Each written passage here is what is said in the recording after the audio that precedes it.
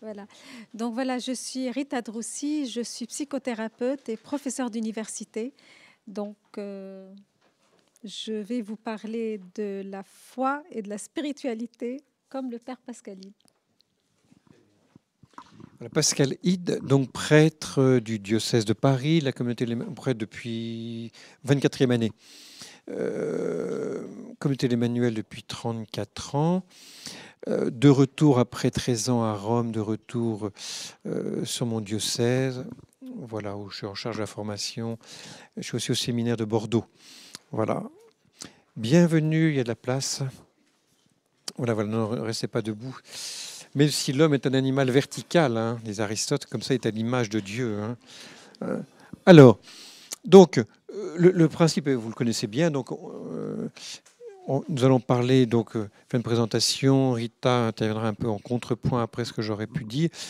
Après ça, ce qui est intéressant, c'est ce que vous-même, comment vous allez rentrer en interaction, hein, les questions, les remarques. Alors, pour positionner un petit peu la question psychologie, spiritualité, c'est spiritualité chrétienne. Hein. D'abord, je partirais d'un fait qui me frappe. C'est pas seulement l'engouement pour la psychologie aujourd'hui, qui est une évidence. Hein. Il y a 20 ans, dans les kiosques de gare et d'aéroports, les ouvrages les plus vendus, c'était les romans. Aujourd'hui, vous avez au moins la moitié des succès qui sont au top des ventes, qui sont des bouquins de ressources humaines, de connaissances de soi, etc. Comprenez le livre de Christophe André, le psychiatre de Sainte-Anne. Quasiment tous ces livres, il y en a une dizaine, qui sont tous remarquables d'ailleurs, se vendent à 300 000 exemplaires. Et je pense qu'ils sont diffusés en Belgique comme en France. Donc ça, c'est un phénomène tout à fait unique et caractéristique d'aujourd'hui. Et ce qui est aussi intéressant par rapport à nous, c'est que non seulement le psychologique a de plus en plus de succès, mais le psycho-spirituel, c'est les ouvrages à cheval sur les deux domaines, sont aussi de plus en plus connus. Un chiffre que j'ai demandé au directeur de la Procure à Paris, qui est le plus grand magasin en matière de sciences humaines. Donc il y a 18 000 ouvrages disponibles dans le seul rayon, dans le seul domaine chrétien à la Procure. Sur ces 18 000 ouvrages, on avait 600 qui sont à cheval sur le psychologique et le spirituel. Il y a 20 ans, vous n'aviez que quelques ouvrages. Si vous demandiez, on disait, bah, tiens, il y a le livre de Dreverman ou le livre de Montbourquette. Aujourd'hui, vous avez un rayon entier. Et si vous demandez un livre d'Anselm Grün, vous avez une cinquantaine. Donc c'est vraiment un phénomène original propre à aujourd'hui, pas seulement de s'intéresser à soi-même, mais aussi aux frontières entre le soi-même et le spirituel. Alors, quand j'ai dit ça, j'ai l'air de dire, bon, c'est un événement heureux. C'est problématique parce qu'on est entre deux postures qui sont unilatérales et qui sont périlleuses. La première, on pourrait l'appeler, si je fais un petit état des lieux, hein, c'est mon côté prof, hein, je ne peux pas m'empêcher d'écrire. Quand je vois un tableau, c'est comme la plage, une grande plage de sable, moi je n'ai envie qu'une seule chose, c'est écrire dessus. Hein. Donc, il y a un premier risque, c'est la confusion des plans. Soit, mais ça c'est un peu passé, hein, à la manière de Freud ou de ses disciples qui écrasent le spirituel sur le psychologique, hein, tout le monde connaît bien le père comme névrose. Hein. Bon, il y a eu des dizaines d'ouvrages dans ce domaine-là. Même Dreverman, il y avait quelques confusions. Confusions comme plus actuelles qui nous intéressent, nous. Il n'est pas rare de voir des ouvrages écrits par des chrétiens en psychologie, en spiritualité, pardon, ou plutôt dans le psychospirituel, qui écrase le plan spirituel sur le plan psychologique. Je vais donner un exemple parce que je l'ai reçu il y a quelques jours et je le lisais hier. C'est un livre écrit par 3 personnes, traduit du canadien, c'est en anglais mais édité au Canada. Il s'appelle Bible et Énéagramme. L'énéagramme est un moyen de connaissance de soi tout à fait passionnant. Il n'empêche que ce livre, qui aurait pu être passionnant, quand je lis chapitre 1 sur Bible et Énéagramme en général, je pourrais vous lire des passages, je vais en copier l'un ou l'autre. En tout cas, ce que je vois, c'est que dans ce chapitre, on va ramener le cheminement de la personne à un cheminement qui fait qu'il va connaître en lui ses failles secrètes pour aller vers la guérison. Et on va estimer que ça, c'est le chemin spirituel. Or, le chemin spirituel, ce n'est pas un chemin qui va de la blessure à la guérison. Ça, c'est le chemin psychologique. Le chemin spirituel, c'est un chemin qui fait que je vais de mes péchés à ma conversion. Donc, on va écraser le plan du salut sur le plan de la sainteté. Vous voyez un petit peu ce qu'il faisait. Voyez, donc, au plan psy, on va avoir la blessure ou la maladie, comme premier pôle. Deuxième pôle, vous avez la santé. Puis troisième pôle, vous avez le thérapeute, qui est la cause qui permet de passer. C'est les trois pôles, si on peut dire. Alors que le plan spirituel, vous avez le péché. Jésus est venu nous sauver de notre péché. Vous avez la sainteté ou le salut. Et vous avez le Sauveur, qui est le Christ, dont le prêtre est le médiateur. Le prêtre comme médiateur, par les sacrements notamment. Et donc on voit, je vois très bien comme prêtre, je vois bien l'évolution. Il y a 20 ans, on venait me voir pour en effet se confesser. Aujourd'hui, on vient me voir pour un mal-être. Donc on voit bien une espèce de confusion entre les plans. Et si on n'est pas un minimum formé, on risque en effet de rabattre l'un sur l'autre. C'est une des raisons pour lesquelles je me suis intéressé d'ailleurs à la psychologie. C'est que je voyais bien que soit on spiritualisait les problèmes, soit on les psychologisait. Donc on était dans une optique, vous voyez, de confusion. Deuxièmement, à l'inverse, on peut être dans la séparation.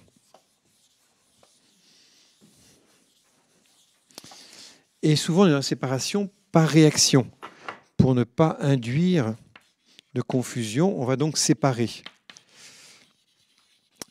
C'est l'éternel problème. C'est comme les hérésies christologiques. Soit, en effet, on va dire que le Christ n'est qu'homme ou que Dieu, ou au contraire, on va mélanger les deux, ce qu'on appelle le monophysisme. On va dire que le Christ est une espèce de mélange homme-Dieu. C'est toujours intéressant de voir notre christologie implicite. Quelle est notre représentation du Christ qui est derrière.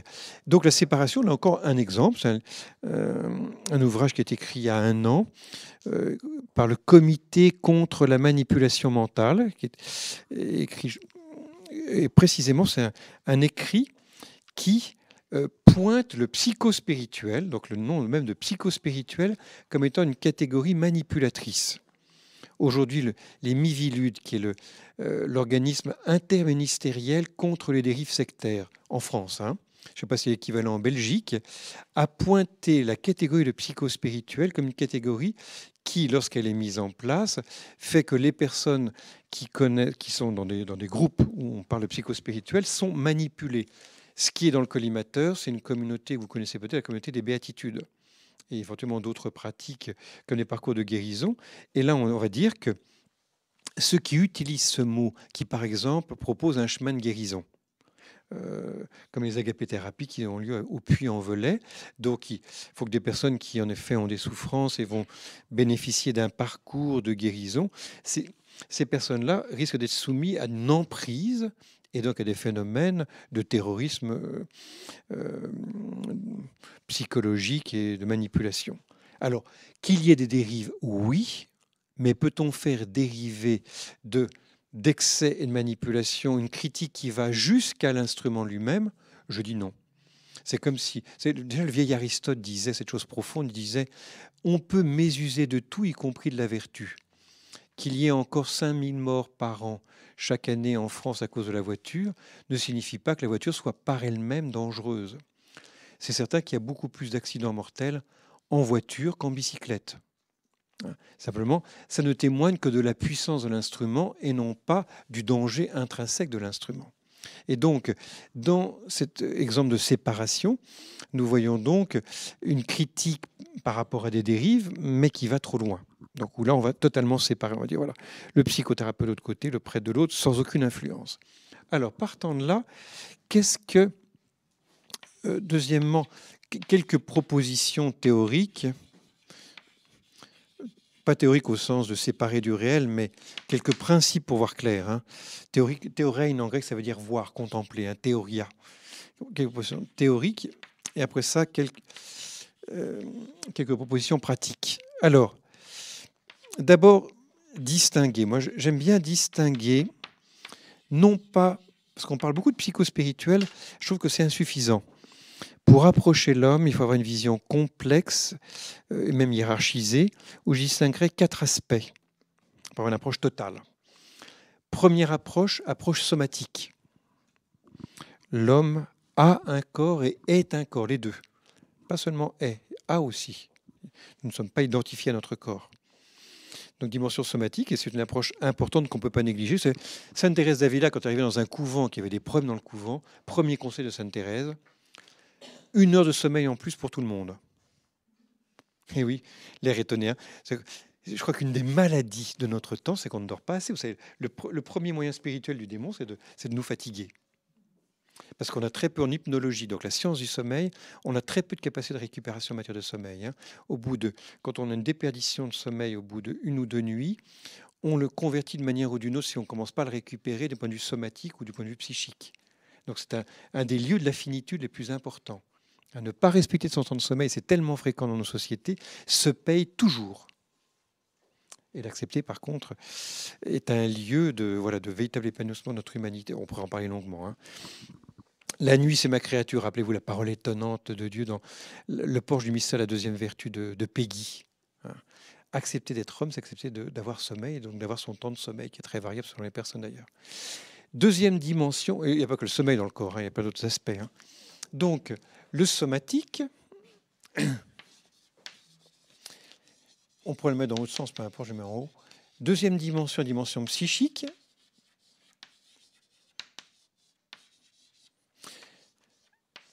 Dimension psychique, c'est ce qui en l'homme n'est pas volontaire. Tiens, on va citer un auteur local, Coq en stock.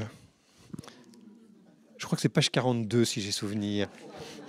Bon, à des Belges, franchement, vous me diriez troisième ligne, deuxième vignette. Vous vous rappelez que Alan, quand il interroge le capitaine, donc il vient de prendre le capitaine Haddock, puis il dit, dites-moi capitaine, quand vous dormez, je vois que ça vous intéresse plus que le reste, ça. Quand vous dormez avec la barbe dessus ou dessous les couvertures? Alors, avant, la question dessous, c'était un acte totalement involontaire, donc un acte psychologique, automatique, autrement dit. Après, il en prend conscience, ça devient un acte, c'est le 3e niveau, c'est un acte éthique. Un acte éthique, c'est un acte volontaire, où la volonté est impliquée. Donc il y a plein d'aspects et plein d'actes automatiques chez nous, et qui font partie de notre vie et qui sont à la fois involontaires et très souvent aussi inconscients. 3e niveau éthique, donc volontaire, et 4e niveau, le plan, on pourrait l'appeler surnaturel ou spirituel.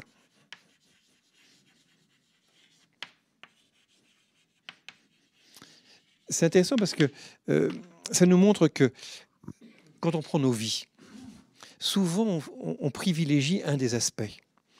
Or, une vision totale et une prise en charge totale de notre humanité, de moi, Pascal, de vous tous qui êtes ici, doit prendre en compte tout cela. Vous voyez, le plan somatique, c'est, comment on dirait, c'est prendre soin, on pourrait dire, c'est prendre soin de soi.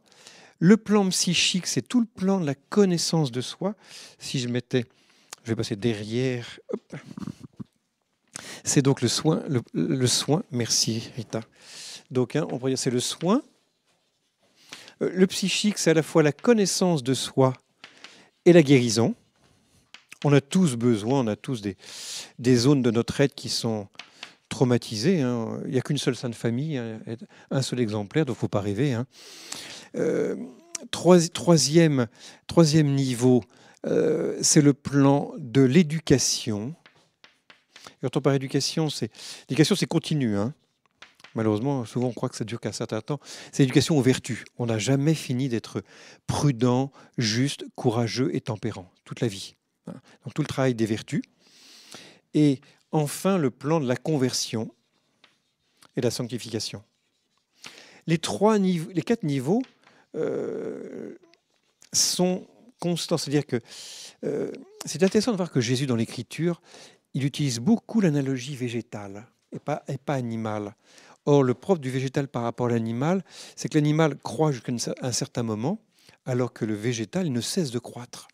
Et de fait, on n'a jamais fini de guérir toute sa vie, on n'a jamais fini de se connaître. On n'a jamais fini de croître vertueusement et de se convertir. Donc, distinguer, pour ne pas confondre et ne pas écraser les plans, et veiller à travailler. Oui, moi j'aime bien le mot travailler, hein, ou le training, ou on est en grec. L'ascèse, c'est un mot qu'on n'aime plus trop aujourd'hui, mais l'ascèse, étymologiquement, c'est le travail sur soi. Hein, c'est vraiment le training, hein, les petits actes. Distinguer, et bien sûr, comme dirait notre cher Maritain, pour unir.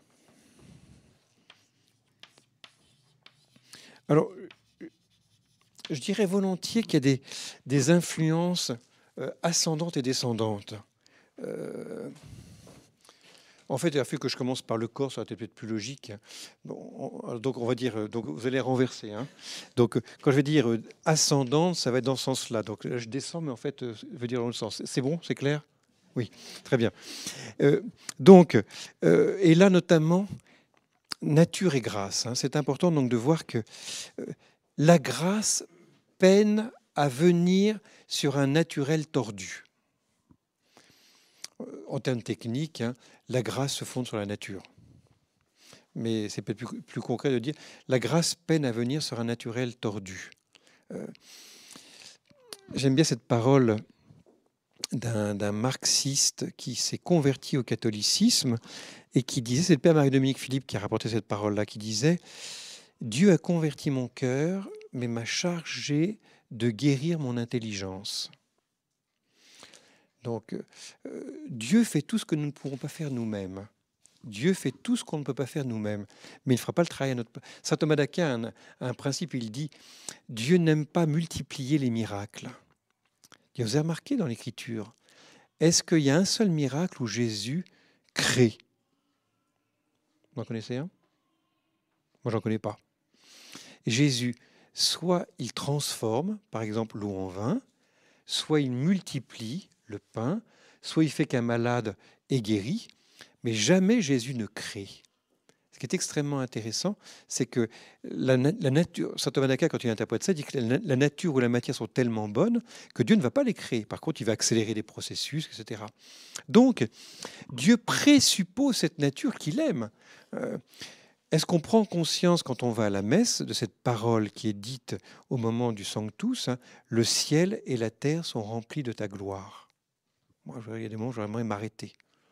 Hein. Donc, c'est pas sourd, c'est son. Plein de ta gloire maintenant. La terre elle-même, dans sa concrétude. Donc, il y a une bonté de la nature, de la création. Donc, ça veut dire une chose aussi par rapport aux dérives spiritualisantes qui existent aujourd'hui. Hein. On voudrait que Dieu s'occupe des choses à ma place. Hein. J'aime bien aussi cette petite histoire qui est arrivée. Raconte-t-on un jour un prêtre très spirituel qui disait « Moi, je ne prépare pas mes homélies parce que je veux que ce soit l'Esprit Saint qui m'inspire. » Ça me paraît important, en effet, que je laisse la place à sa parole. Et voilà qu'il arrive dans sa paroisse, première homélie, où monte en chef, une petite prière rapidement. « Esprit Saint, inspire-moi ce que je dois leur dire. » Coup de bol, l'Esprit Saint lui répond. Il entend une voix qui lui dit « Eh bien, tu vas leur dire que t'es un gros feignant. » C'est-à-dire que Rita est une thérapeute catholique, mais ce n'est pas parce qu'elle est catholique qu'elle n'a pas à se former, continuellement se former. C'est comme les 2 pains et les 5 poissons. Et quand je dis ça, c'est parce qu'elle se forme, c'est honorer ce qu'elle fait. Mais le bon Dieu multiplie nos 2 pains, nos 5 poissons. S'il n'y a rien du tout, il ne multipliera rien du tout. Donc on a une exigence du point de vue de la nature. Donc, dans le rapport, vous voyez, nature-grâce des différents aspects, il y a une union d'abord ascendante qui fait que notre Seigneur nous demande de prendre soin de ce que nous sommes. Et avec derrière aussi quelque chose de très important. Nous sommes, je vais te dire une parole qui va vous choquer, nous sommes 100% responsables de nous-mêmes. Je ne sais pas comment on est en Belgique, qui est un pays que j'aime bien parce que je suis d'origine belge. C'est belge, hein, c'est pas français. Hein. En France, quand il y a un problème, la première question qu'on se pose, c'est comment l'État pourra le résoudre. Nous serions aux États-Unis. Vous savez la parole qui est inscrite sur le tombeau de Kennedy au cimetière d'Arlington. Quand tu te lèves le matin, demande-toi non pas ce que l'État peut faire pour toi, mais ce que tu peux faire pour l'État. T'entends, nous les Français, on ferait bien de se le rappeler ça. Hein. Donc la responsabilité. Hein. Nous avons une liberté, c'est le deuxième plan, hein, une liberté. Et croire en Dieu, c'est pas de faire de Dieu une espèce d'assurance tout risque. Dieu jamais ne fera qu'on va éviter des difficultés. Il ne promet pas du tout qu'on aura. Parce que parfois on se dit, mais le monde est tellement incertain, il faudrait que Dieu me garantisse que, me donne une certitude que non. Dieu nous garantit que dans la difficulté, il sera avec nous. Mais pas qu'il n'y aura pas de difficulté. Passerai-je un ravin de ténèbres, tu es avec moi. Psaume 23. Qu'est-ce que c'est important? C'est ça, la vertu d'espérance. Hein. Dieu est là dans la difficulté, mais pas pour l'effacer, pour la vivre avec nous, parce qu'il a lui-même vécu. Donc ça, c'est l'influence ascendante. Puis maintenant, l'influence descendante, la grâce retentit sur notre nature. La grâce exerce une fonction guérissante. Donc, certes, Dieu attend que notre nature elle-même, nous en prenions soin. De l'autre côté, Dieu sait bien que l'on ne peut pas tout faire. Il sait bien que notre nature est pauvre, en plus blessée par le péché originel. Et les sacrements ont une fonction curatrice. Ça me fait penser à une histoire vraie, bien sûr, à ce prêtre qui avait un cancer de la gorge et qui téléphone à Sister Bridge McKenna, qui est une personne qui avait un ministère de guérison, thaumaturge, bien sûr catholique, hein, et qui demande à ce prêtre, ce prêtre était désespéré, ce cancer de la gorge et cordes vocales faisait qu'il ne pouvait plus célébrer la messe, il ne pouvait plus parler, il avait plutôt difficulté à célébrer la messe. Puis il demande, mais est-ce qu'avant vous célébriez la messe? Oh, vous savez, ça fait tellement longtemps que je ne célèbre plus très souvent la messe. Oui, quand on me le demande, le dimanche, etc. On n'a pas obligation hein, de célébrer la messe tous les jours, mais c'est fortement conseillé parce que c'est le cœur même de notre vie, hein, nous donner à Jésus qui se donne à nous. Et donc, non. Mais vous imaginez quand vous recevez le sang du Christ, le Christ qui passe même par votre gorge, et le Christ qui porte la guérison dans ses rayons. Mais recélébrer la messe, c'est tellement le cœur de votre sacerdoce. Et il y a un pouvoir de guérison. Qu'est-ce que vous dites? Dis seulement une parole et je serai guéri. C'est pas je serai sauvé, c'est je serai guéri. Et le prêtre a fait ce qu'il lui disait, hein, et de fait, il a guéri. C'est pas systématique, bien évidemment, mais la puissance curative des sacrements, comme de la parole de Dieu. Hein, Dieu dit et fait. Donc, de fait, il y a un retentissement dans l'autre sens hein, de la vie divine sur la vie humaine. On pourrait l'illustrer de multiples manières. Donc voilà, donc une profonde unité, donc séparée comme le voudraient certains mouvements, ça serait vraiment empêcher Dieu lui-même d'agir alors qu'il veut agir. La gloire de Dieu, c'est l'homme vivant, hein, dit saint Irénée. C'est vraiment la vie même de l'homme. Hein. Troisièmement, je termine avec ça, petite proposition de chemin. Je vais effacer. Ah oui, tout à l'heure je me disais, ça serait bien d'avoir une petite image pour voir l'unité des plans. Alors si vous avez une autre image, ça m'intéresse. J'ai trouvé que ça comme image, pour être clair. L'homme est comme une maison. Hein, c'est très classique, on trouve ça chez les Grecs, on trouve ça dans l'Écriture, on trouve ça chez Sainte Thérèse d'Avila aussi, le fameux château de l'âme. Imaginez qu'on ait une maison à plusieurs étages, on a la chance d'avoir une maison à plusieurs étages, c'est pas le cas en ville, c'est difficile, mais imaginons, eh bien on pourrait dire que psychologique et somatique, c'est un peu les fondements. La cave, si on prend le psychologique, la cave, c'est ce on ne vit pas dans la cave habituellement. Hein. Il y a parfois des choses qu'on met du passé, etc. Voilà, psychologique. Le rez-de-chaussée, c'est le plan éthique, il y a de la lumière, on accueille d'autres personnes, c'est une vie consciente, etc. Et le plan spirituel, si on imagine qu'on a une chambre au premier étage, c'est plus intime, c'est là qu'on va rencontrer Dieu dans l'intime de notre cœur. Vous voyez bien que une maison, c'est un, et une maison, on est appelé à vivre dans toutes les pièces. Est-ce que nous visitons toutes les pièces de notre maison? Souvent, on a une préférence. J'aime bien demander souvent, qu'est-ce que vous avez sur votre table de nuit? Et qu'est-ce que vous avez habituellement comme lecture sur votre table de nuit? Peut-être que c'est justement qu'un seul des plans. Et qu'est-ce qui est important? Voilà, de pouvoir justement circuler. Alors, troisièmement, si vous avez d'autres images, je suis très preneur. Hein. C'est toujours ça qui nous reste plus, les images, hein, que les concepts. Alors, une petite proposition de chemin. Proposition pratique.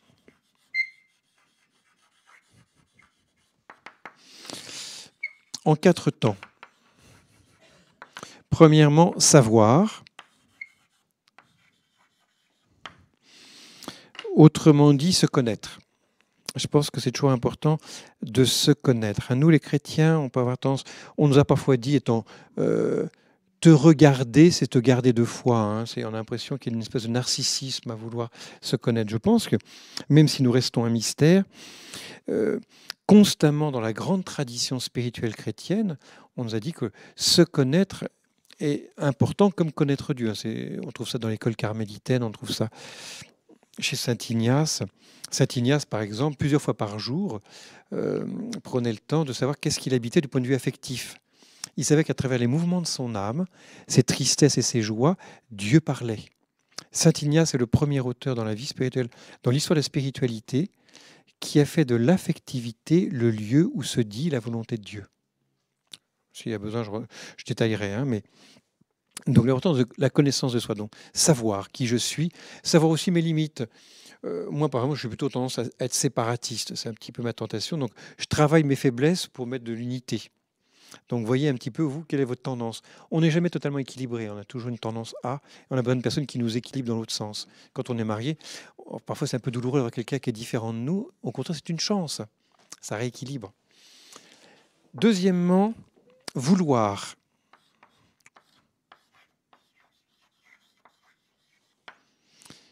Ensuite, du point de vue psycho-spirituel, ce qui est important, c'est d'abord ce que notre liberté veut, comme bien pour nous et pour les autres.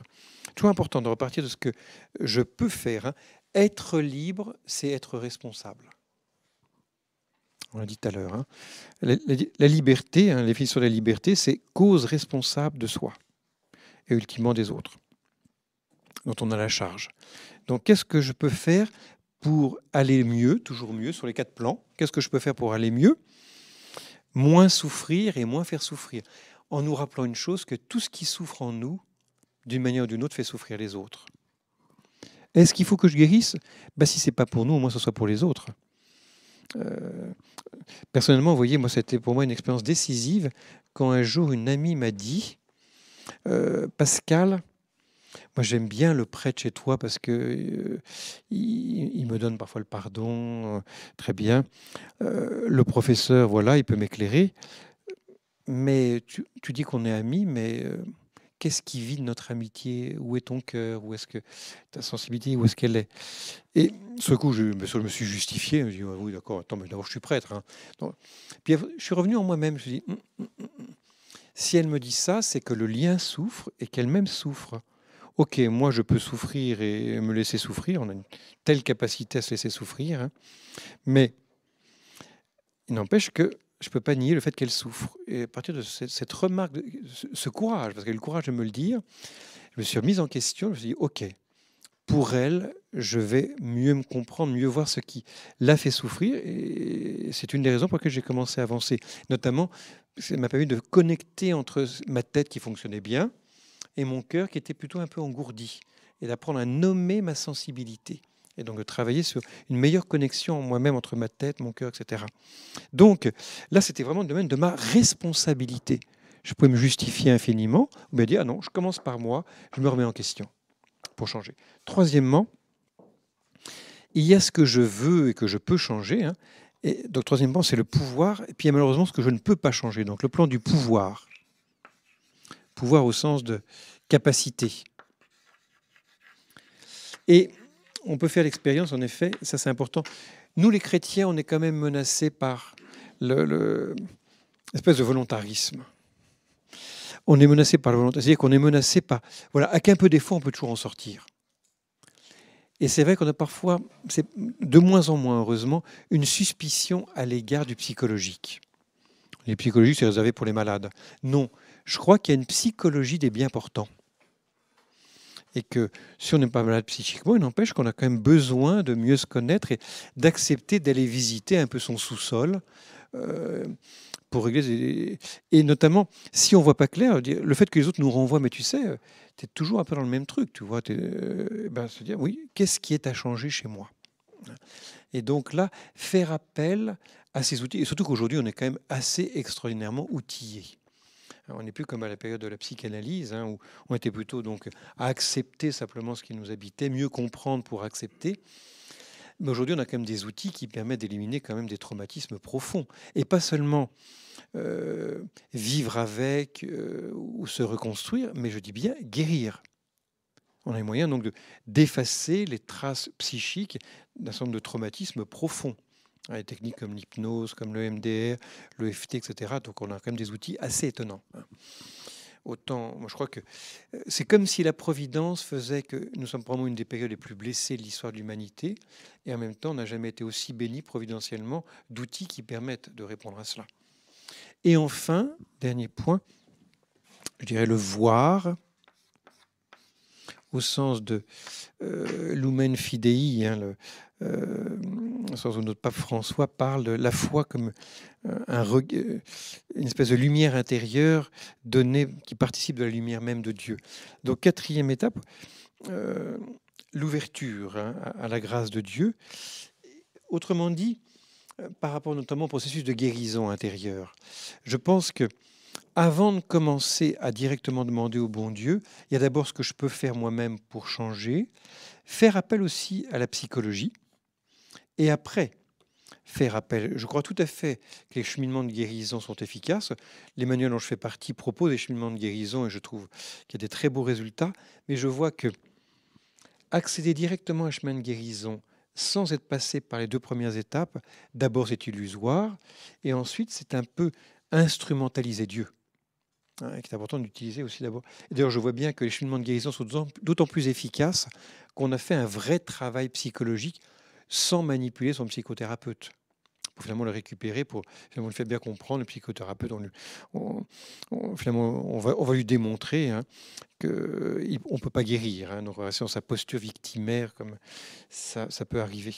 Voilà, j'en reste là, je donne la parole à Rita, puis après ça, bien sûr, on va dialoguer.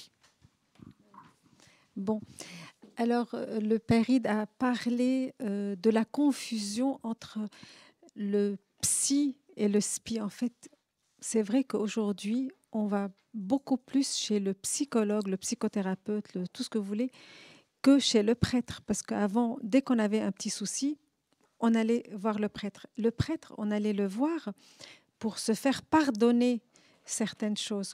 Aujourd'hui, on va voir le psy en pensant que c'est un magicien.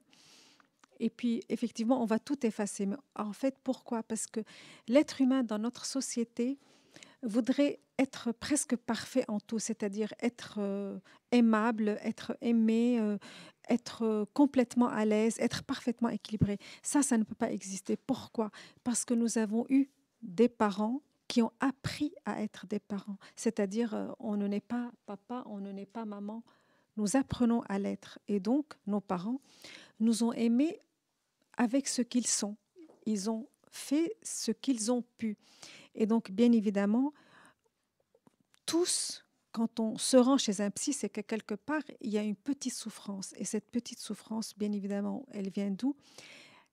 Elle vient de l'enfance. Elle vient de ces petits manquements.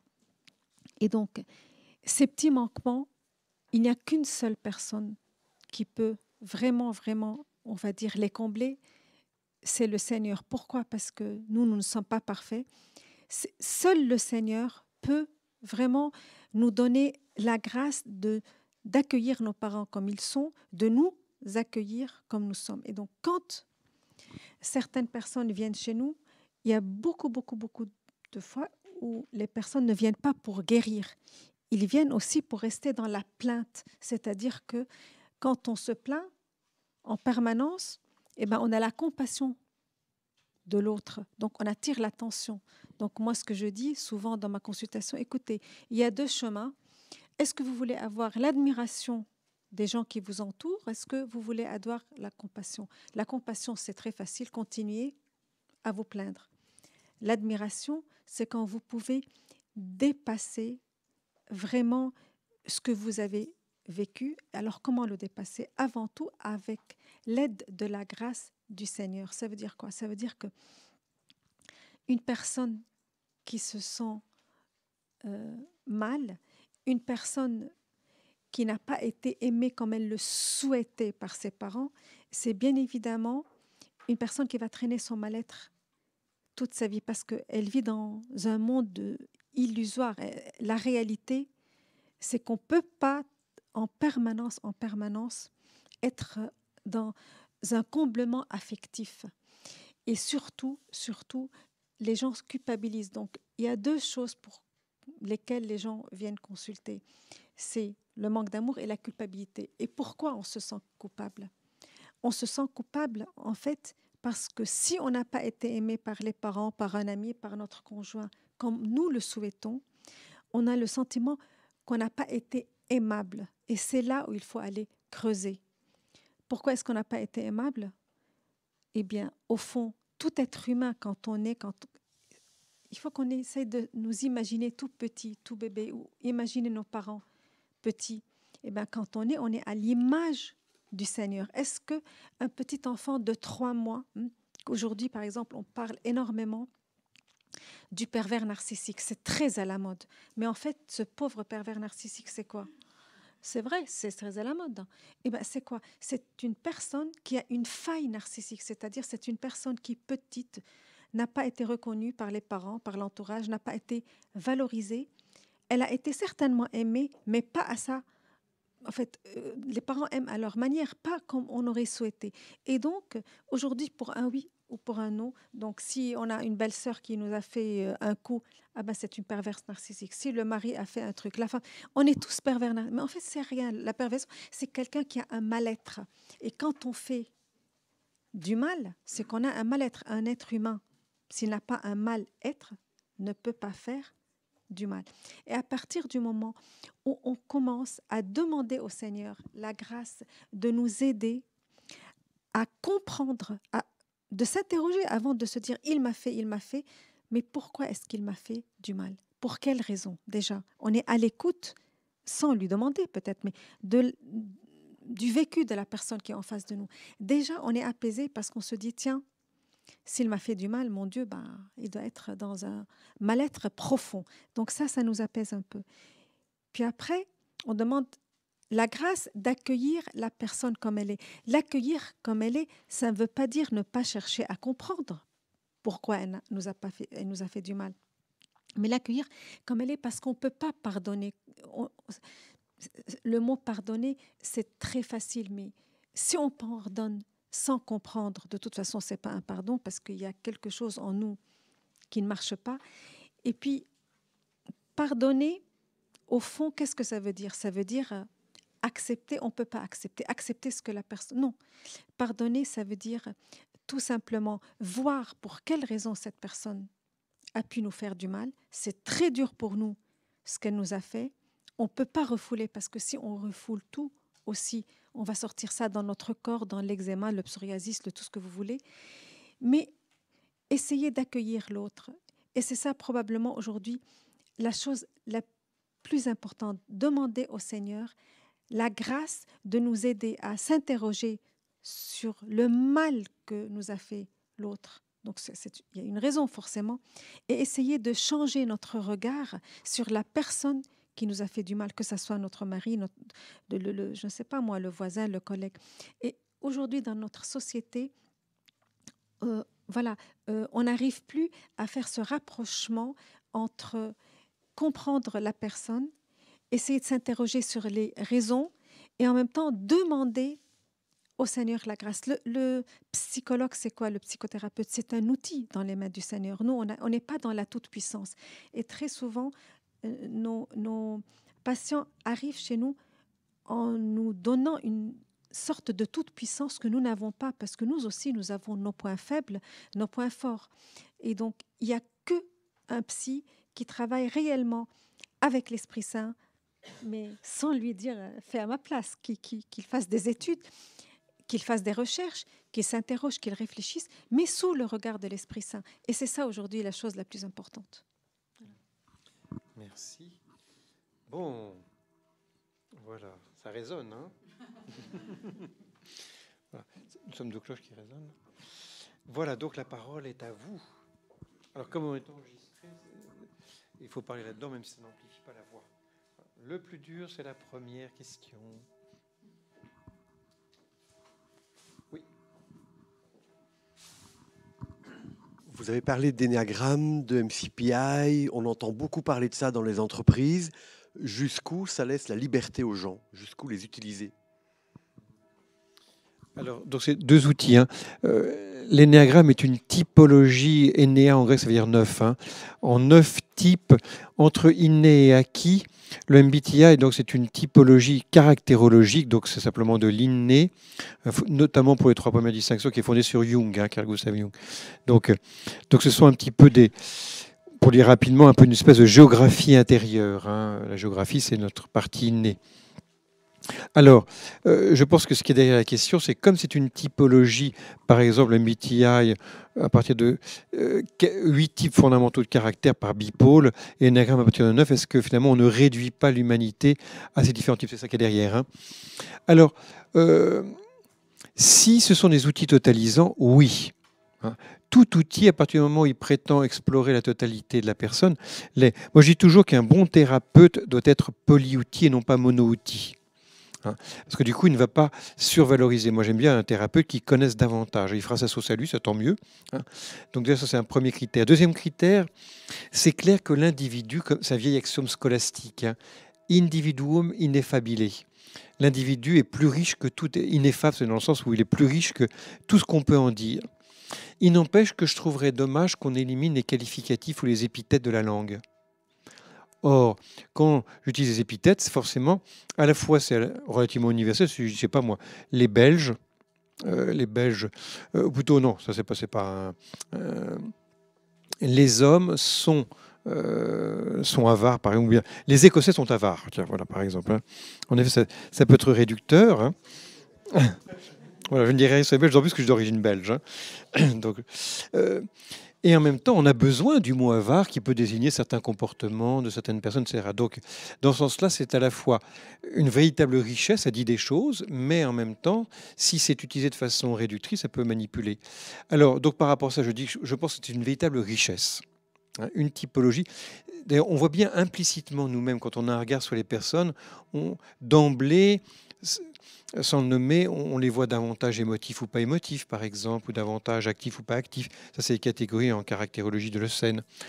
Et c'est précieux parce que ça permet de voir clair. Moi, quand je prépare des fiancés, la première chose que je fais, j'en fais faire à chacun un petit test caractérologique tout simple pour leur dire, vous voyez, ces traits de caractère, par exemple, moi, je sais pas, je pense un couple que j'ai marié, lui, c'est un hyperactif. Il se lève à 6 heures du matin, il a fait 3 fois le tour du globe quand il se couche le soir.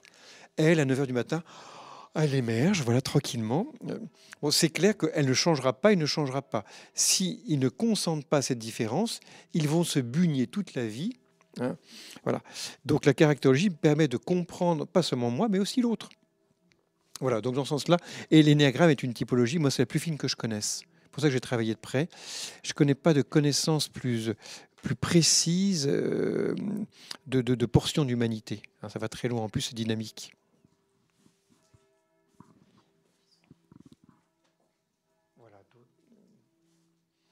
Oui. Moi, je voudrais poser une question sur. Enfin, je sais que vous avez écrit un livre là-dessus d'ailleurs sur les types d'outils de guérison. Non, justement, de guérison rapide comme l'hypnose, le EFT que vous avez cité très, très brièvement. Et justement, sur le choix d'une thérapie brève ou plus longue, enfin, quels sont les critères de. Non, parce qu'en fait, moi, je me dis qu'une thérapie plus longue, ça permet très certainement une meilleure connaissance de soi. Et qu'une thérapie brève, j'imagine, enfin, on cherche la guérison, un mieux-être rapide, mais qu'est-ce qui fait qu'on choisit l'un plutôt que l'autre ou... C'est une image que donnait Virginia Saphir, celle qui a inventé les thérapies familiales, qui est une des thérapies brèves, qui est à l'initiative. Parce que c'est le nom qu'on a donné aux États-Unis pour distinguer la psychanalyse. Il y a un fameux article de Freud, psychanalyse terminée ou interminable. Et elle disait, vous marchez dans une fosse à purin. Qu'est-ce que vous faites? La première chose que vous faites, c'est que vous sortez de la fosse à purin et vous lavez. Après ça, vous posez la question, mais qui est-ce qui m'a mis dans la fosse à purin? Mais ce n'est pas la première question que vous posez. Donc c'est comme ça. Donc ce qui l'intéresse, c'est d'abord de sortir. Alors, par rapport à cela, votre question est une question ouverte et j'aime bien. En effet, moi, je ne serais pas. On sait bien qu'un certain nombre personnes qui défendent notamment les thérapies cognitives et comportementalistes, les TCC, hein, qui sont des thérapies brèves, sont très anti-psychanalyse. Et c'est vrai qu'il y a une telle hégémonie, en tout cas en France. La France représente le dernier pays où il y aura une majorité de psychanalystes lacaniens, avec l'Argentine et le Brésil peut-être. C'est vrai que sur 15 000 psychiatres français, vous avez une immense majorité, jusqu'à 14 000, qui ont fait une psychanalyse didactique. Hein. Donc c'est vrai que là-dessus, il y a une emprise. Et donc les thérapies brèves ont eu besoin de s'opposer pour se poser. Il n'empêche qu'aujourd'hui, on peut être un peu plus paisible, mais pas encore complètement. Je pense qu'il y a une vraie complémentarité. La manière dont on l'avait formulé me paraît, moi j'adhère assez bien.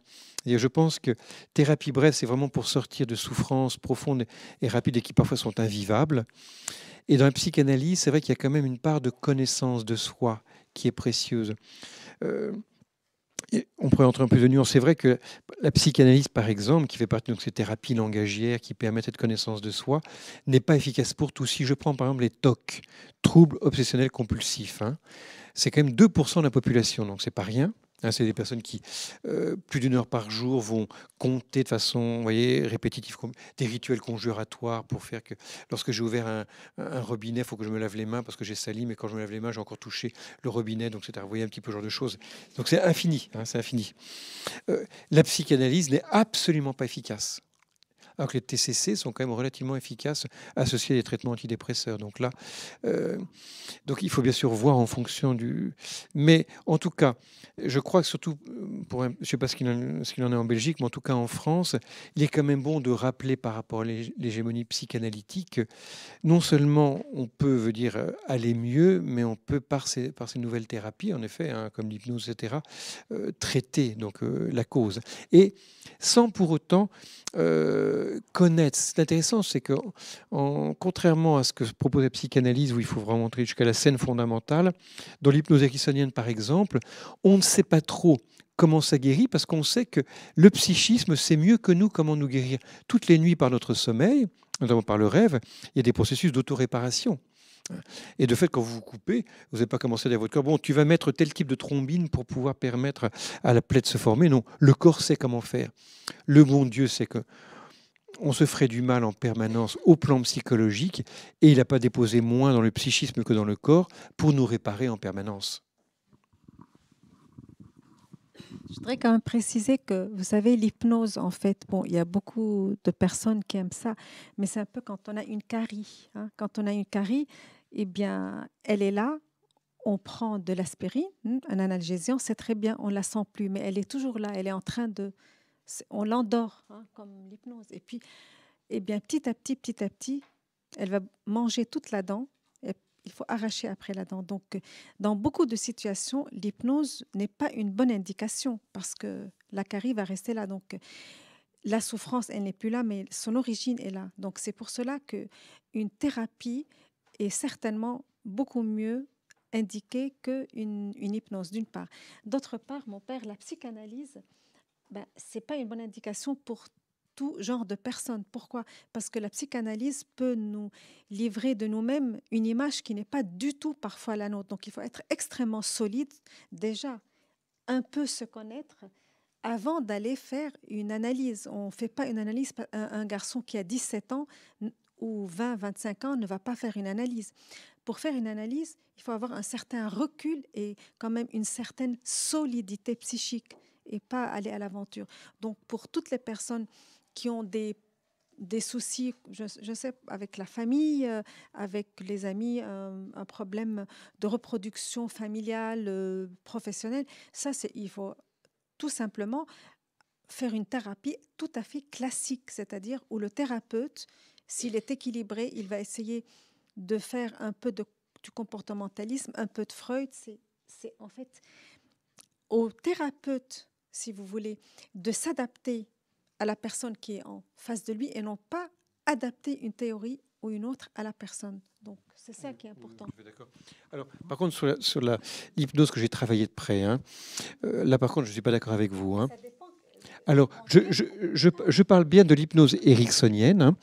L'hypnose ericksonienne, donc on peut avoir des petites divergences. On a quand même quantité d'études scientifiques. Hein. J'ai été voir un peu toute la bibliographie qui montre que le travail fait par Erickson travaille sur l'inconscient lui-même, par métaphore, et guérit. Non, la preuve que ça guérit, c'est qu'on a du recul sur des années, hein, des dizaines d'années, et on voit aucun déplacement de symptômes et une disparition totale. Donc ce n'est pas du tout un traitement symptomatique, c'est un traitement étiologique qui va guérir véritablement la cause. Donc on a plein d'études qui le montrent. Hein. Mais en France, quand même, c'est pas assez courant. Et puis, Ah, mais, il y a énormément de personnes qui reviennent nous voir après quand même des et, thérapies. et vice-versa. Intéressant de voir que quand je parle avec le docteur Megley, qui était formé par Erickson, qui est l'un des meilleurs spécialistes, qui a 40 ans de recul, il dit, mais je vois quantité de personnes en thérapie analytique qui viennent me voir et qui n'ont pas guéri, et en quelques séances, guérison totale. Et vice-versa aussi, des Oui. gens qui font Ah, mais des hypnoses tous- pendant des années Tous les thérapeutes disent ça, en effet. reviennent nous voir. Parce que nous, Voilà. on en voit chez des hypnos. Moi, j'en vois quand même quelques fois. Puis les gens reviennent. Oui, moi je pense qu'en effet que, en tout cas, c'est que chaque thérapeute doit. Oh, je vais vous laisser parce que je pense que je vais plutôt éclater la bouteille. Merci. Je pense que les thérapeutes en général eux-mêmes ont plusieurs formations et, comme vous dites très justement, vont adapter aussi en fonction du patient lui-même, parce que ça me paraît important, c'est d'avoir plusieurs outils. Voilà. Bon, en tout cas, on va en reparler. Oui. Voilà, on a des amis et je discutais avec un ami et qui malheureusement a un problème de couple. Donc, lui, il est très chrétien, donc il va voir son curé, etc. Et le curé dit, il faut rester en couple. Et le psychologue dit, non, il ne faut pas rester en couple parce qu'il y a un problème dans ce couple-là. Et il a dit à sa femme, je vous conseille de ne pas rester dans le couple pour que vous soyez mieux, pour que vous guérissiez mieux. Donc, je pense qu'il y a entre psychologie et spiritualité, il y a vraiment parfois des contradictions entre les réponses et voir un petit peu ce que... Oui, c'est une bonne question, ça. Bonne question. Alors, je pense qu'on va être d'accord sur ce point-là, mais vraiment avec des points de vue complémentaires. On pourrait en effet se contenter de juxtaposer, ou voire d'opposer. Hein. Tout à l'heure, j'ai bien tenu qu'il y avait une distinction entre les niveaux, mais qu'il y avait aussi une hiérarchie entre les niveaux. Et s'il y a une hiérarchie, c'est que tous les points de vue ne se valent pas. Le point de vue psychologique est un point de vue important, mais partiel. C'est-à-dire, le psychologue, qu'est-ce qu'il voit? Il voit la part de mes conditionnements, et son but, c'est de faire passer de mes conditionnements répétitifs, toxiques pour moi et pour les autres, à une guérison qui fait que je serai bien dans ma peau. Maintenant, le point de vue spirituel, certes, regarde la relation à Dieu, mais aussi considère l'intégralité de la personne parce que Dieu s'intéresse à la totalité de ma personne, premièrement. Deuxièmement, non seulement je suis fait pour être bien avec moi-même, mais ce n'est pas le but de ma vie. Le but de ma vie, c'est être bien avec moi pour être bien avec les autres. L'homme est un être comme dit Benoît XVI, hein, Cardinal Ratzinger, hein, l'existence humaine est une pro-existence. Nous sommes faits pour les autres. Ça serait tellement triste de n'avoir que soi-même à aimer et à connaître. Vous imaginez, hein. Robinson sans vendredi. Même avec vendredi, c'est quand même pas le bout du monde. Hein. C'est le cas de le dire.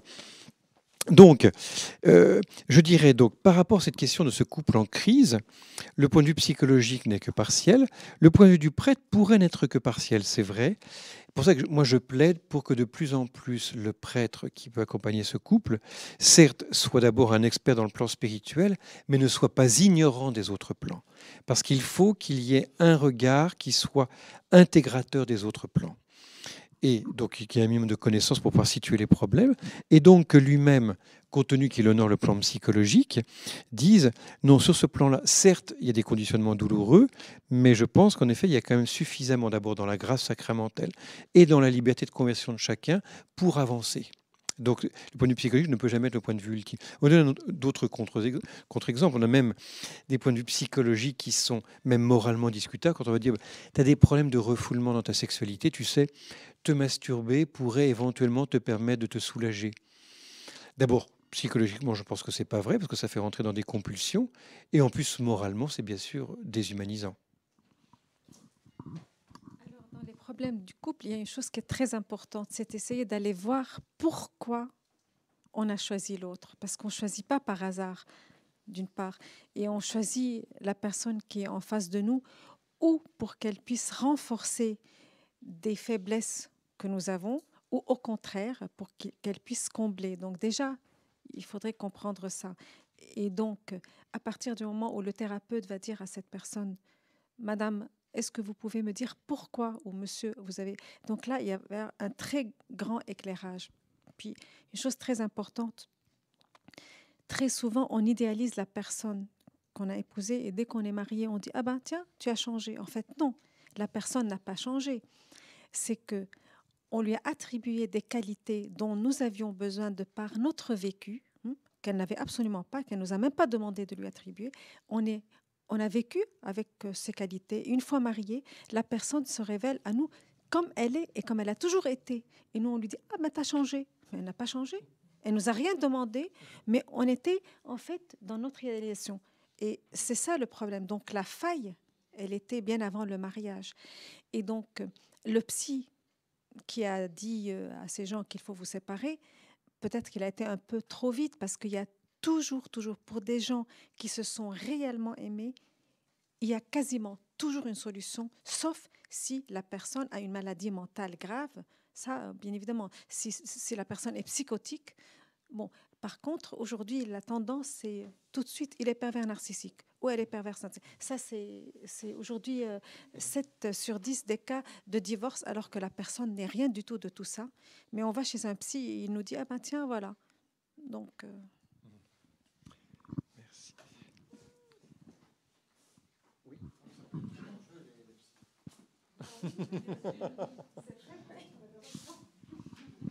Donc, au fond, l'idéal pour guérir, c'est aller un peu chez son psy, prendre un tout petit peu du psy, et après, la foi, la prière. Non? C'est pas ça le résumé? Je ne crois pas qu'on puisse ainsi résumer notre propos. Hein. Oui.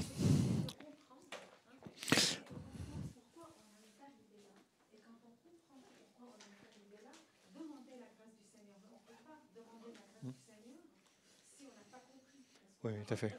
Non, donc, tout à fait. Moi, je pense que non. Si vous concluez en effet de notre rencontre que le psy est dangereux, je pense que c'est pas vraiment le sens de notre propos. Au contraire, vous savez, c'est comme notre foi dans le Christ. Hein. Le Christ n'est pas un petit bout d'humanité, un petit bout de divinité, puis on fait l'ensemble des deux en essayant, voilà, on fait le grand écart, oui, un peu d'humanité, un peu de divinité. Non, 100% homme, 100% Dieu. Ça me paraît essentiel. Donc, moi, je pense qu'on a tout à gagner à avoir une connaissance psychologique de plus en plus grande, donc de lire, de s'informer, de se faire aider aussi éventuellement s'il y a besoin, et par ailleurs de croître dans les autres domaines.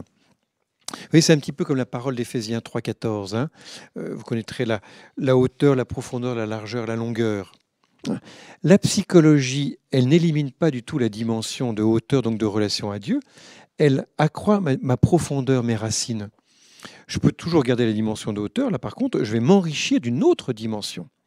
Donc dans ce sens-là, je me refuse absolument à une espèce de dialectique entre psychologique et spirituel.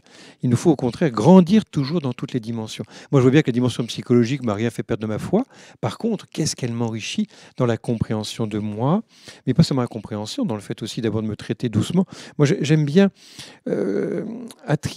comment dirais-je, appliquer les 3 vertus théologales à la relation à moi-même. On parle de la connaissance de soi, c'est bien, c'est comme la foi, mais aussi la confiance en soi, qui n'est pas de l'orgueil. Si Dieu a confiance en moi, je peux moi avoir confiance en moi, et l'amour de moi. Et je pense qu'en effet, la psychologie a pour but de faire grandir la connaissance de soi, la confiance en soi. C'est essentiel.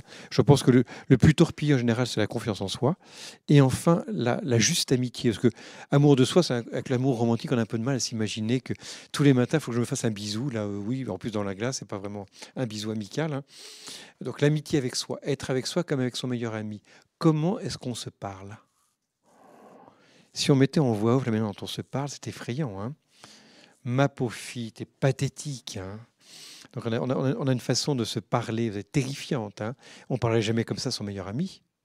Se parler à soi-même comme à son meilleur ami. Question.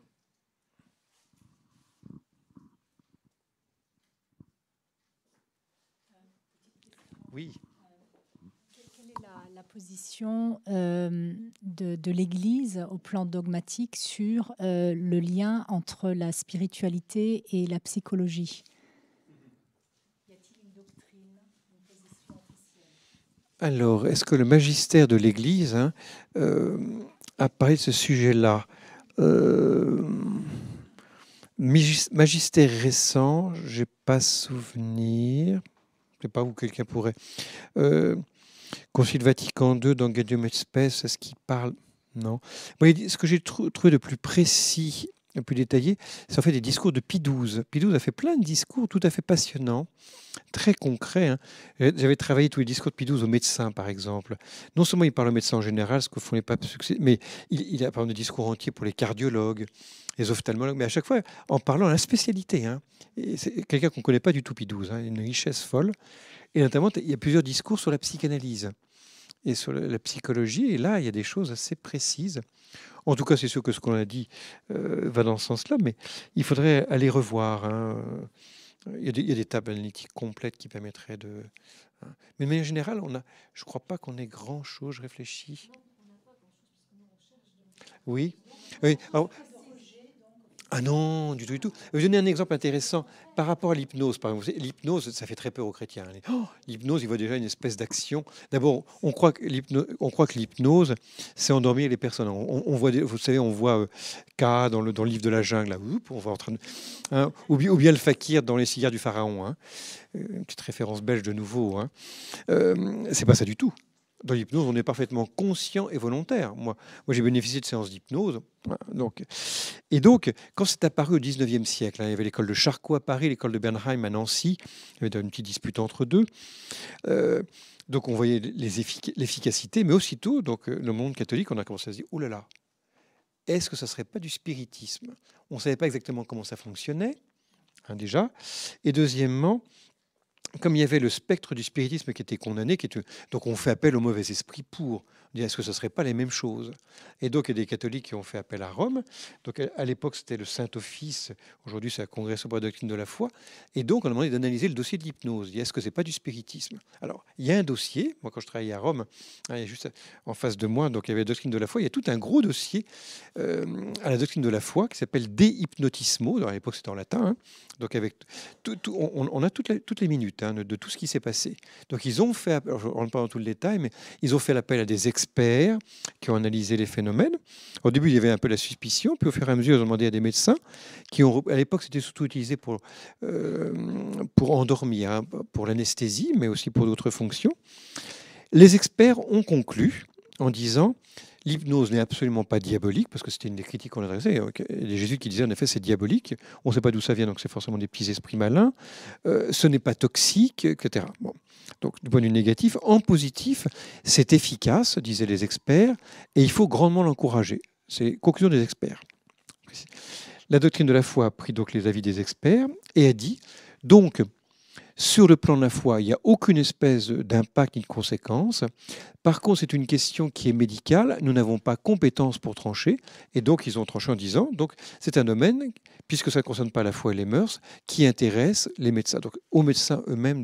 Donc, c'est la seule thérapie sur laquelle il y a une véritable détermination du magistère de l'Église, qui date d'il y a plus d'un siècle. Pie XII l'a repris aussi dans deux discours. Même conclusion. Et donc là-dessus, voilà. Donc là, nous avons une détermination du magistère très précise, hein, qui est tout à fait intéressante, argumentée.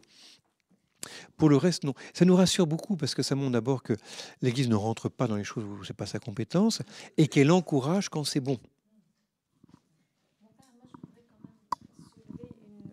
Une question sur les personnes, donc les catholiques chrétiens qui sont divorcés, hein, et qui se remarient et qui viennent chez nous en dépression parce qu'ils n'arrivent plus à communier. Donc, en fait, ils n'arrivent plus.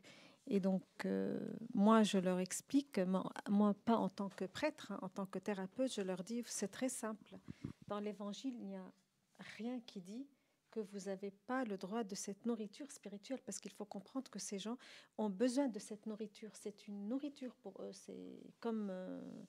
le petit déjeuner, le déjeuner. Et donc, il y a des gens qui se sentent plus aimés par le Seigneur quand ils n'arrivent plus à communier. Donc, je ne sais pas ce que pense l'Église. Aussi, je pense que vous savez ce qu'elle pense, au contraire. Alors, il n'y a rien dans l'Évangile par rapport à ça. Si, Matthieu 19, hein, tu quitteras ton père et ta mère, donc il ne faudra plus qu'une seule chair. Et donc, ce que Dieu unit, que l'homme ne le désunisse pas. Donc, les paroles de Jésus. Ah ben, est-ce qu'il dit qu'il ne faudrait plus qu'il prenne... c'est-à-dire que dans l'Évangile, en effet, on n'a pas le mot. Jésus ne parle pas de la communion comme telle, hein. De fait, il y a la première Eucharistie. Alors, non, bon, chacun de nous sait exactement quelle est la position de l'Église, qui, pour moi, est en parfaite continuité avec l'enseignement. Mais maintenant, le nouveau pape, justement, commence à dire... Non, on tire sa parole dans un sens qui nous convient, mais non, du tout, du tout. C'est un point qui est véritablement irréformable, hein. La monogamie est un des très grands biens du monothéisme, d'abord juif et chrétien.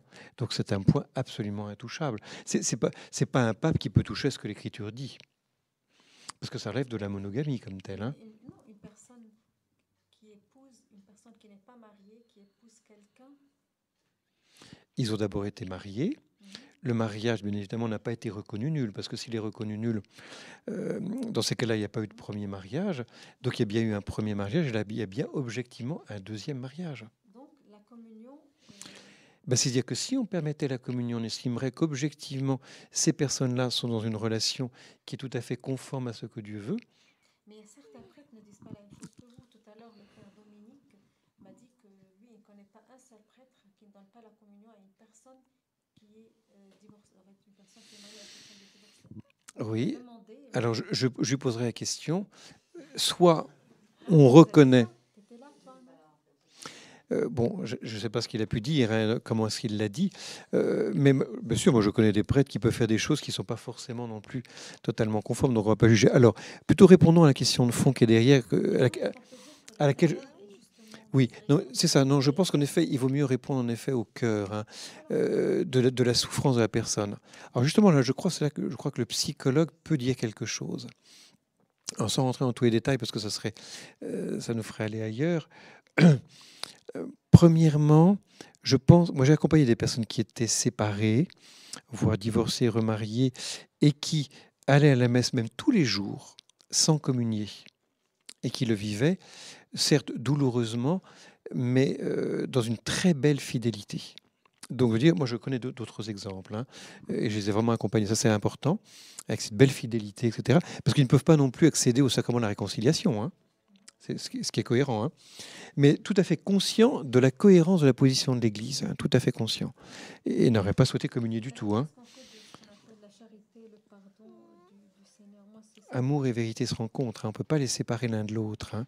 Le propre de l'amour chrétien, c'est qu'il est aussi vérité, et donc vérité objective. On sait bien qu'au nom de l'amour, on peut frapper quelqu'un. Donc l'amour n'est jamais sans la vérité, hein. Et là, il y a une vérité du lien qui est objectif, qui est le lien de fidélité. Alors, non, moi, ce à quoi je suis sensible, et là-dessus, en effet, les paroles d'Église, à la fois des papes, mais aussi des évêques, c'est qu'il n'y a pas d'exclusion. Les personnes divorcées qui se remarient ne sont pas exclues. Ce qui est intensément douloureux, c'est le sentiment d'être exclu. Or, là-dessus, les paroles des papes, y compris Benoît XVI, sont des paroles non, non. Au contraire, venez, vous êtes toujours accueillis dans l'Église. Donc ça, c'est déjà extrêmement important. C'est souvent eux-mêmes. Il y a eu des paroles malheureuses. C'est vrai qu'autrefois, on a eu des paroles malheureuses. Il y avait quand même les bons, les mauvais couples. Il y avait les bâtards et pas les bâtards. C'est que, moi, je reviens d'un colloque sur le gender qui a eu lieu. Et c'est vrai que j'étais intéressé d'entendre combien ce nombre de militants qui étaient là, avec lesquels je ne peux pas être d'accord, mais retracer une histoire, par exemple, de l'homosexualité, où il y a eu quand même dans l'histoire de telles attitudes de la part de certains chrétiens, je ne dirais jamais de l'Église. J'aime bien comme fait Maritain. Maritain distingue entre la personne de l'Église et le personnel de l'Église. Le personnel, parfois, n'est pas tellement à la hauteur, hein. J'en fais partie, hein. Donc c'est vrai qu'il y a eu des attitudes de certains qui ne sont pas heureuses. Et c'est vrai que lorsque ça vient d'une personne qui est représentative, comme un évêque ou même comme un prêtre, c'est infiniment plus douloureux. Donc il peut y avoir des attitudes homophobes, comme on dit aujourd'hui, qui ne sont pas reçues. Donc moi, quand j'ai entendu ça, je me suis dit, oh là là, Pascal, mais au fond, le défi pour nous aujourd'hui, c'est vraiment la sainteté. Il nous faut absolument tenir l'amour, donc sans jamais exclure les personnes, et absolument tenir la vérité qui, sur les actes, est totalement claire. Autrement dit, l'attitude de Jésus par rapport à la femme adultère. La parole de Jésus, c'est « va », donc une parole d'absolue miséricorde, je ne te lapiderai pas, mais sans jamais amputer la suite. ne pêche plus. Elle a été prise en flagrant délit d'adultère. C'est pas un procès unique, totalement pardonné, mais il a bien nommé le péché et que si elle-même, elle ne regrette pas son péché, il ne peut pas lui pardonner. Donc c'est ne pêche plus, c'est-à-dire reconnais bien que tu as péché et que tu veux changer de vie. Donc la miséricorde, jamais la miséricorde ne peut agir si ma liberté ne s'ouvre pas et ne veut pas changer. Et aujourd'hui, il n'est pas rare que la miséricorde soit sans changement réel de la liberté, soit une tolérance absolue par rapport à ce qui parfois est intolérable. Donc voilà, donc bien tenir les deux. Puis après ça, c'est une autre chose que je fais parfois aussi avec les personnes qui sont divorcées, remariées, et qui n'est pas simple, c'est que trop souvent, on les fige dans cet instant présent. Mais il y a toute une histoire. On n'est pas tombé amoureux d'une deuxième personne sans raison. Comme vous disiez très justement avant, c'est pas sans raison qu'il y a un échec du premier mariage. Et là, il y a quand même une grande miséricorde offerte par l'Église qui est la reconnaissance de nullité. Beaucoup ne veulent pas le faire pour des mauvaises raisons. Ah, mais mes enfants, à ce moment-là, ils croiront qu'on n'a pas été vraiment mariés. Mais ce n'est pas une question de rapport aux enfants, c'est une question de la vérité du lien conjugal. Et il y a quand même énormément de cas de reconnaissance. Là-dessus, il y a quand même non pas un laxisme, mais une belle ouverture. Quand on voit les officialités, les juges du lien matrimonial quand même reconnaissent bien la fragilité d'un certain nombre de couples. Le Seigneur n'était pas présent dans ce... Oui, tout à fait, dans ce sens-là. C'est que les personnes croyaient, mais il n'y avait pas suffisamment de liberté pour qu'il y ait un vrai sacrement. Oui.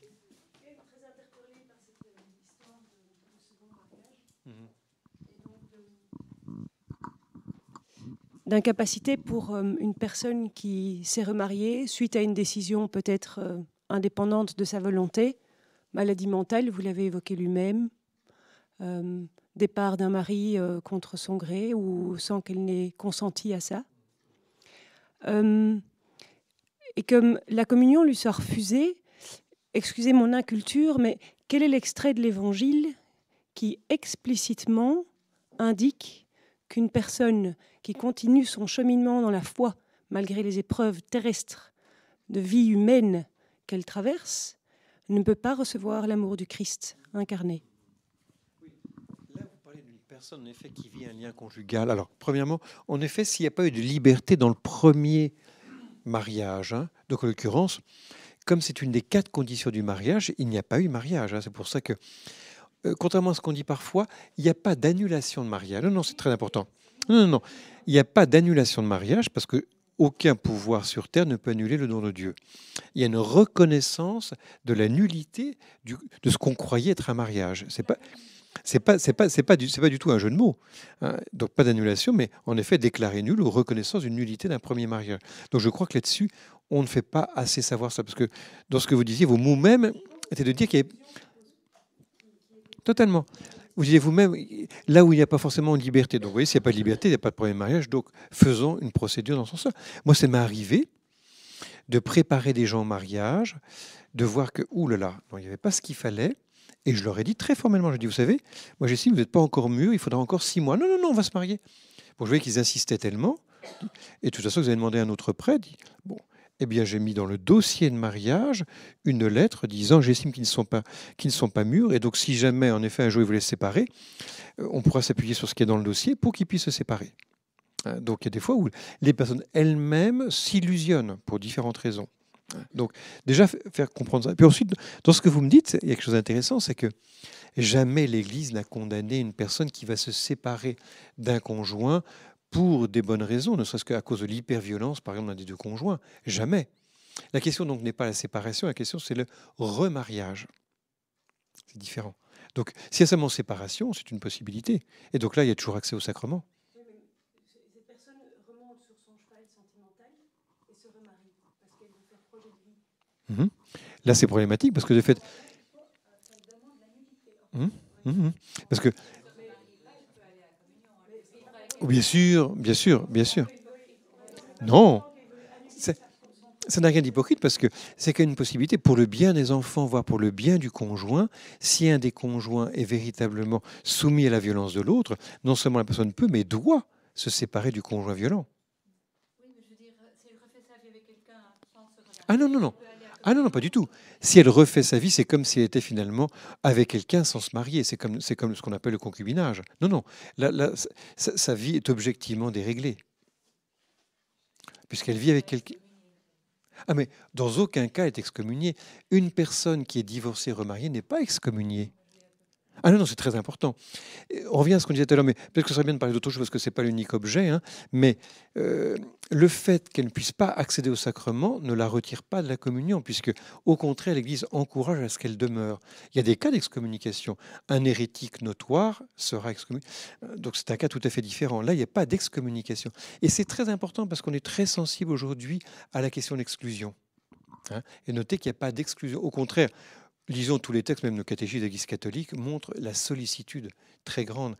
L'Église connaît bien ça, et donc c'est bien que là-dessus il y a une souffrance et accueil. Hein. C'est important de le rappeler. Hein. Oui. Oui, très bien. Très bien, très bien. Non, parce que c'est pas l'unique. Oui. En fait, je voulais poser la question par rapport à la communion spirituelle, parce que j'avais des amis qui étaient divorcés, remariés, qui allaient à la messe tous les jours, et qui s'avançaient pas pour communier, mais qui communiaient de manière spirituelle et, enfin, ils recevaient l'amour du Christ de la même manière que nous. Moi, je pense même, parfois, la personne à laquelle je parlais, je les encourageais parfois aussi à s'avancer et à recevoir. C'est le cas des catéchumènes. Hein. Donc, non seulement ils peuvent s'avancer, mais en plus, ils reçoivent un signe, ce qui montre à quel point ils font partie de la communion. Hein. Donc, tout à fait, donc ça me paraît précieux. Oui. Comment entrer en religion sans prendre le risque de justement trop développer l'aspect spirituel et d'oublier les autres dimensions?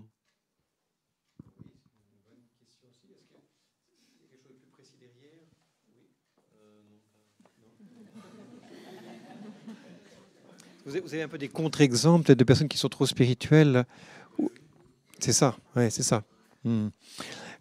C'est vrai, moi je crois qu'aujourd'hui, il y a parfois une dérive un peu spiritualisante ou fidéiste. Hein. C'est juste. Alors, moi je vais répéter les choses de manière un peu historique.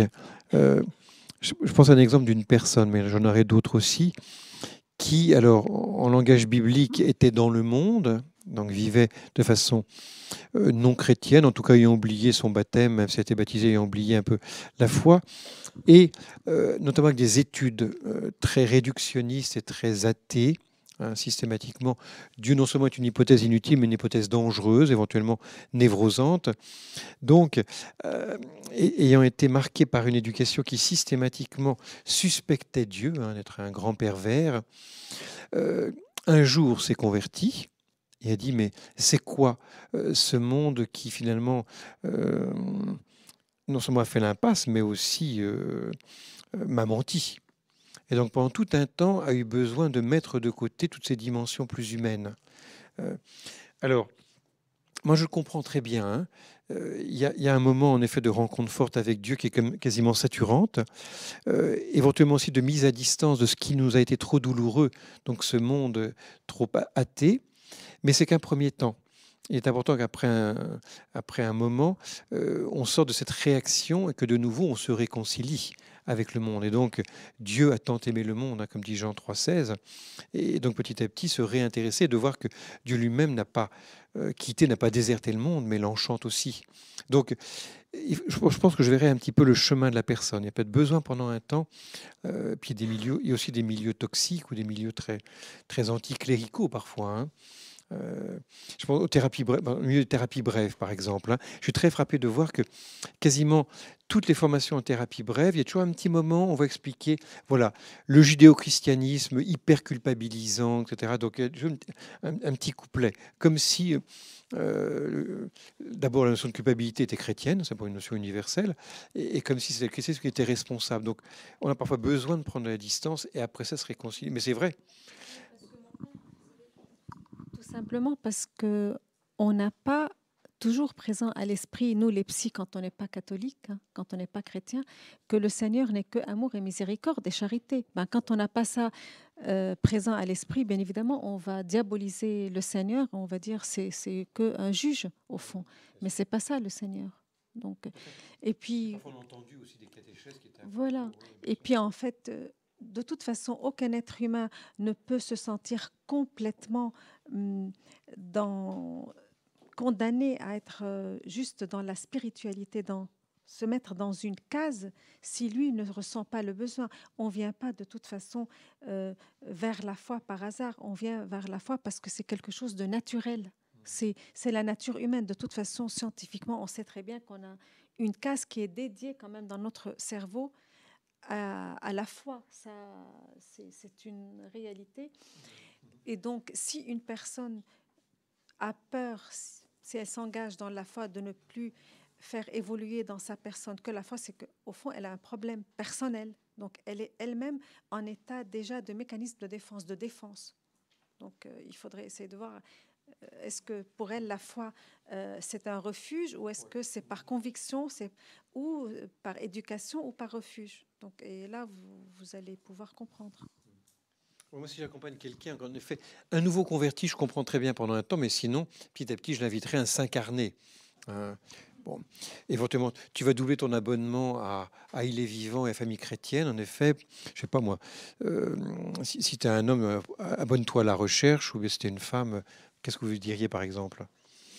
Pas Cosmo ou Biba quand même, hein, autre chose. Hein. Mais même les hommes, ça les intéresse. Hein. Oui. Oui.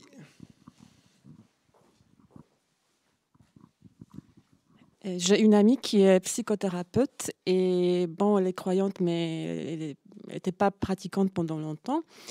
Et un jour, elle a décidé d'aller voir un exorciste. Et du coup, elle est devenue très croyante. Et je me pose la question, est-ce qu'elle est suffisamment solide pour pouvoir exercer son métier? Parce que c'est une personne assez émotive qui change souvent d'avis. Et donc, je me pose beaucoup de questions par rapport à ses capacités d'exercer la profession.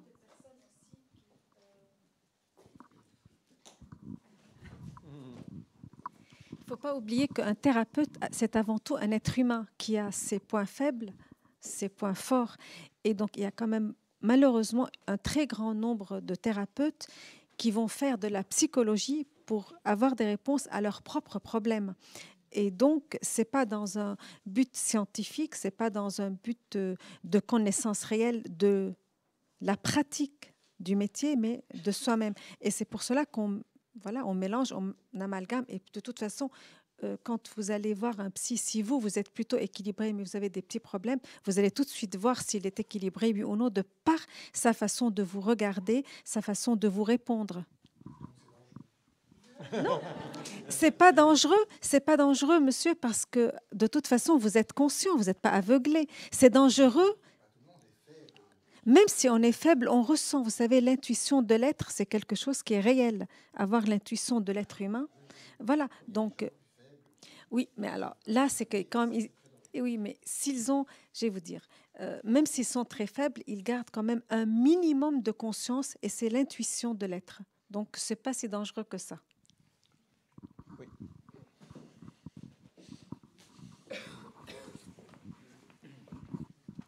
Bonjour, je voudrais poser une question qui fait suite un peu à celle de madame.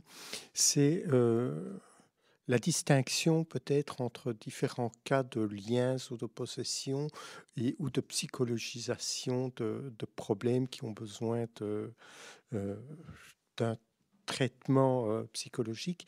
Et ici, je pense que j'ai eu l'occasion de rencontrer des différents prêtres lorsque j'étais encore enfant chez mes parents, et je me souviens d'un père jésuite qui pratiquait énormément d'exorcismes sans être exorciste diocésain, et j'ai entendu également différents exorcistes diocésains qu'ils avaient rencontré beaucoup de demandes sans jamais avoir rencontré un seul cas de possession, mais seulement des personnes qui avaient des problèmes psychologiques. Alors je me demande, je ne sais pas, est-ce que vous avez parfois peut-être des points de repère pour aider à faire la part des choses? Donc, de fait, il y a un seul exorciste par diocèse, qui est un exorciste nommé par l'évêque. Donc, si d'autres prêtres pratiquent l'exorcisme en dehors de cette juridiction, en général, ce n'est pas tellement l'exorcisme, c'est plutôt des prières de délivrance, ce qui est différent. Hein. Alors, c'est vrai que vos deux questions sont importantes parce que vous faites intervenir, on pourrait dire, un cinquième facteur, en dehors des facteurs somatiques, psychiques, éthiques et spirituels. En dehors de Dieu, c'est vrai qu'il y a une cinquième cause qui peut intervenir, qui est le démon. De fait, et le démon a un pouvoir limité, mais réel, dans la genèse des maux qui peuvent nous affecter. Oui, on peut dire c'est ça, mais en distinguant bien le surnaturel divin, le surnaturel démoniaque. Hein. Et dans ce sens, ça veut dire quant à l'objet, c'est pas surnaturel, quant à la cause, oui. Hein, parce que, il est clair que le démon n'a pas pour but de nous davantage nous unir à Dieu. Clairement. Alors, c'est clair qu'il y a des critères, on ne peut pas rentrer dans le détail ici, ce n'est pas tellement le lieu, hein, même s'il n'y a pas de critères absolus. Hein, il n'y a jamais de critère absolu de la possession. Alors, en plus, on distingue différents niveaux. Hein, mais en tout cas, clairement, le démon peut agir. Il y a des critères qui peuvent nous faire suspecter une influence démoniaque. Et ce serait dommage de s'en priver. Ce qui est sûr aussi, ça peut être le point important pour nous, c'est comme me disait un neuropsychiatre qui avait travaillé avec 11 exorcistes, qui avait donc une grande connaissance. Il y a toujours des multiples histoires à raconter, parfois fascinantes, de réalisme. Il disait toujours « le démon est le prince du déséquilibre ». Ça veut dire quoi? C'est-à-dire que le démon agit sur nos failles. Plus nous sommes blessés, et plus le démon, qui est le plus fin des psychologues, travaillera. C'est une des raisons pour laquelle il est tellement important de guérir et que la psychologie ne doit pas être négligée. Moins je travaille sur moi, et plus lui fait de moi ce qu'il a envie. Et donc dans ce sens-là, le démon qui n'a pas beaucoup de pouvoir finalement, hein, ça pourrait être assez limité.